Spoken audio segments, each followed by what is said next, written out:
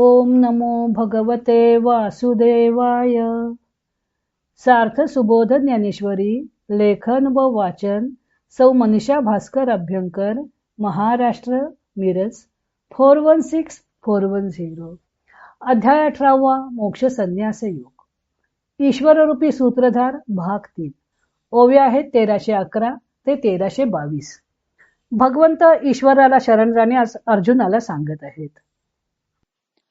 भ्रामकाचे निसंगे जैसा लोहो वेढा रिगे, तैसा ईश्वर सत्ता योगे चेष्टती भूते.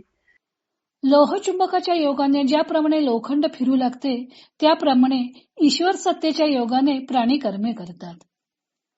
जैसे चेष्टा आपुलिया समुद्राधिक धनंजय, चेष्टती चंद्राचिया सन्निधी येकी. अर्जुना, जसे एका चंद्राच्या सान्निध्याने समुद्राधिक आपापली हालचाल करतात, तया सिंधू भरिते दाटे, सोमकांता पाझरू फुटे, कुमुदा चकोरांचा फिटे संकोच उतू. त्या समुद्राला भरती येते, चंद्रकांत दगडाला पाझर फुटतो, चंद्रविकासी कमलांचा व चकोर पक्ष्यांचा संकोच नाहीसा होतो. तैसी बीज प्रकृती वशे, अनेके भूते येके ईशे, चेष्टा विजती तो असे तुझ्या हृदयी. त्याप्रमाणे कारणरूप अज्ञानाच्या ताब्यात असलेले अनेक प्राणी एका ईश्वराकडून चेष्टवले जातात व तो ईश्वर तुझ्या हृदयात आहे. अर्जुन पण न घेता मी ऐसे जे पंडूस होता, उठत असे ते तत्वता तयाचे रूप. अर्जुना, देहासंबंधी अर्जुन पण न घेता तुझ्या हृदयात मी असे जे स्फुरते ते खरोखर त्या ईश्वराचे रूप आहे. या लागी तो प्रकृती ते प्रवर्तविल हे निरुते, आणि ते झुंजविल तू ते न झुंजशी जरी. याकरता तो ईश्वर प्रकृतीला प्रवृत्त करील हे खरे आहे, आणि तू जरी लढणार नाहीस तरी ती प्रकृती तुला लढायला लावेल. म्हणून ईश्वरू गोसावी, तेने प्रकृती हे नेमावी, ती या सुखे राबवावी इंद्रिये आपली. म्हणून तो ईश्वर हा मालक आहे, तो या प्रकृतीवर हुकूमत चालवतो व ती प्रकृती प्राण्यांच्या इंद्रियांकडून ज्यांची त्यांची कामे अनायासे करून घेते. तू करणे न करणे दोन्ही लावूनी प्रकृतीच्या मनी, प्रकृती ही का अधीनी हृदयस्था जय. करणे न करणे या दोन्ही गोष्टी तू प्रकृतीच्या माथ्यावर ठेवून ती प्रकृती देखील ज्या हृदयस्थ ईश्वराच्या स्वाधीन आहे. तया अहम वाचा चित्त अंग, देऊनिया शरण रिग, महोदधी का गांग रिगाले जैसे. गंगेचे पाणी जसे महासागराला सर्वांगाने मिळते, त्याप्रमाणे अहंकार, वाचा, चित्त व शरीर ही त्या ईश्वराला अर्पण करून शरण जा. मग तयाचे निप्रसादे सर्वोपशांती प्रमदे, कांतू होऊन या स्वानंदे स्वरूपीची रमसी. मग त्या ईश्वराच्या प्रसादाने सर्वांचा लय ज्याच्यामध्ये होतो, अशा स्वरूप शांती रूपी तरुण स्त्रीचा पती होऊन तू आत्मानंदाने स्वरूपातच रममाण होशील. संभूती जेणे संभवे, विश्रांती जेथे विसंबे, अनुभूती ही अनुभवे अनुभवा जय. उत्पत्ती ज्याच्याकडून उत्पन्न होते, विश्रांती जेथे विसावा घेते, अनुभव देखील ज्या अनुभवाला अनुभवतो, तिये निजात्म पदीचा रावो, होऊन ठाकसी अव्ययो, म्हणे लक्ष्मी नाहो पार्था तुगा. अर्जुना, त्या आपल्या आत्मस्थितीचा तू अक्षय राजा होऊन राहशील असे लक्ष्मीपती श्रीकृष्ण म्हणाले. ईश्वर मायेच्या पडद्याआड राहून सूत्र हलवतो असं सांगितल्यावर त्याच्या अधीन असलेला जीव कर्मे कशी करतो ते ज्ञानदेव दृष्टांताने स्पष्ट करत आहेत. लोहचुंबकाच्या सान्निध्यात लोखंडाचा चुरा आला की तो त्याच्या आकर्षण शक्तीच्या योगाने त्या कणामध्ये हालचाल निर्माण करतो.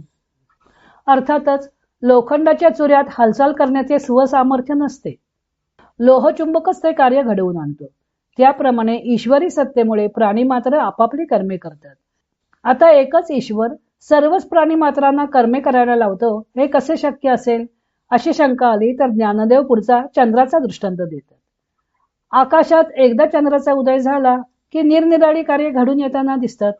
समुद्राला भरती येते, चंद्रकांत मण्याला पाझर फुटतो, चंद्रविकासी कमळे फुलतात, त्यामुळे चकोरांना चंद्रकिरणात अमृत प्राशन करण्यास मिळते.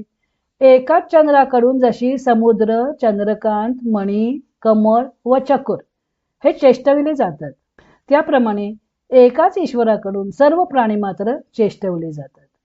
तो ईश्वरच सर्व प्राणी मात्रांच्या हृदयात राहून हे कर्मरूपी सूत्र हलवून, सूत्रधार जसा सूत्र हलवून बाहुल्यांचा खेळ दाखवत असतो, तसा ईश्वर सूत्र हलवत आहे. हा सर्वच प्राणी मात्रांच्या हृदयात असल्यामुळे तो अर्जुनाच्याही हृदयात आहे असं भगवंत सांगत आहेत. त्याचे खरे स्वरूप कसे ओळखता येईल? मी म्हणजे अर्जुन असे मी पण, अहमस्फुरण हे प्रत्येकाच्या ठायी आहे. त्यातील अर्जुन पण टाकले की केवळ जे मी पण उरते तेच ईश्वराचे स्वरूप आहे. पण अर्जुन पण टाकले नाही तर तो हृदयस्थ ईश्वर कितीही जरी अर्जुनाने न लढण्याचा निश्चय केला तरी लढायला लावीलच. तो ईश्वरच सर्व भूतमात्रांचा शास्ता आहे. तोच या प्रकृतीचे नियमन करतो. त्यामुळे प्रकृती इंद्रियांकडून कर्मे घडवून आणते. तेव्हा मी कर्मे करणार नाही असे म्हणण्यात काही हशील नाही. कर्म तर हातून घडणारच आहे.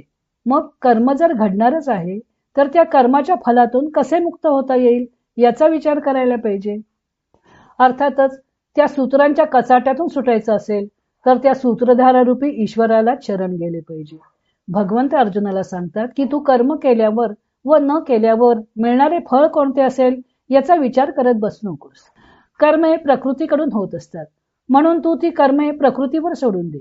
म्हणजे ती कर्मे मी केली असं म्हणू नकोस. गंगा जशी आपल्याला समुद्रात झोकून देते तसे तू हृदयस्थ ईश्वराला काया वाचा मनाने शरण जा. स्वतःला पूर्णपणे त्या ईश्वराला समर्पित कर. मग त्या ईश्वराची कृपा होईल. त्याच्या कृपेमुळे सर्वोपशांती प्रमदेचा तू पती होशील व स्वानंदात रमशील. त्या परमात्म्यापासूनच उत्पत्तीचा उगम होतो. विश्रांतीचेही ते अंतिम स्थान आहे. अशा त्या निजात्मपदीचा राजा होऊन राहता येईल. ते अक्षय अविनाशी असे परमपद प्राप्त होईल असे भगवंत अर्जुनाला सांगत आहे. ईश्वराला शरण जाऊन जो ईश्वर हेच आपले खरे स्वरूप आहे हे ओळखतो. कर्मे जी घडतात ती देहाकडून होत असल्यामुळे त्या कर्मांचे कर्तेपण घेतले नाही की जीव अक्षयपद प्राप्त करून घेऊ शकतो. स्वस्वरूपाची ओळख करून घेऊन तेच आपले खरे रूप आहे हे ओळखणे ही मनुष्य जन्माची इति कर्तव्यता आहे. भगवंतांना अर्जुनाने पहिल्या अध्यायात श्रेय मार्ग कोणता ते विचारलं होतं, म्हणून भगवंतांनी हा गीतोपदेश त्याला केला. कोणतेही कर्म प्रकृती जीवाच्या हातून घडवून आणणारच आहे. मग त्या कर्मबंधातून सुटण्यासाठी जीवाच्या हातात इतकंच आहे की त्या कर्माचा कर्तृत्व भाव घ्यायचा नाही. हृदयस्थ ईश्वर हे युद्ध अर्जुनाकडून करवून घेणारच आहे. तेव्हा मी युद्ध करीन वा करणार नाही या भाषेला काही अर्थच उरत नाही. फक्त ते कसे करावे एवढाच विचार करण्यासारखा प्रश्न राहतो.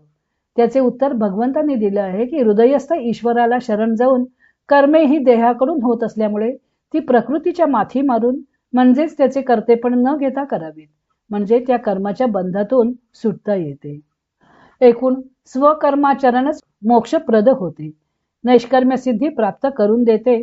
हा भगवंतांच्या उपदेशाचा मथितार्थ आहे. पुढे भगवंत गीतोपदेशाचा समारोप करत आहेत. तो भाग आपण उद्या पाहू.